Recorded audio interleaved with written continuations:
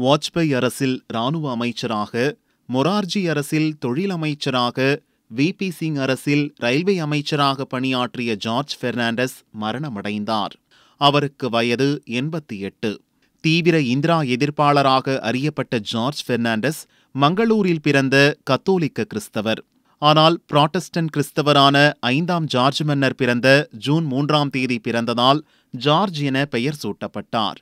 மதபோதகர் பயிற்சி பள்ளியிலிருந்து வெளியேறி மும்பை ஹோட்டல்களில் வேலை பார்த்த ஜார்ஜ் அந்த அனுபவத்தால் தொழிற்சங்கவாதியானார்.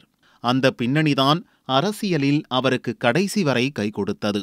ரயில்வே தொழிற்சங்க தலைவராக முன்னின்று 20 நாள் ஸ்ட்ரைக்கால் இந்திய ரயில்வேயை அடியோடு முடக்கி பிரபலமானார். இந்திராவை அரசியல் ரீதியாக மட்டுமின்றி தனிப்பட்ட முறையிலும் ஆக்ரோஷமாக எதிர்த்து எதிர்க்கட்சி தலைவர்களின் செல்ல பிள்ளையானார்.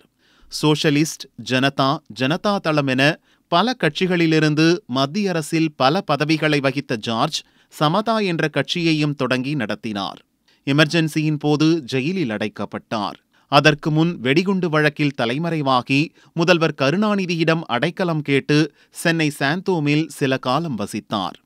பல ஆண்டுகளாக நடுக்கவாதத்தால் படுக்கையில் இருந்தவர் சென்ற வாரம் பன்றிக் காய்ச்சல் பாதித்து செவ்வாயன்று இறந்தார்.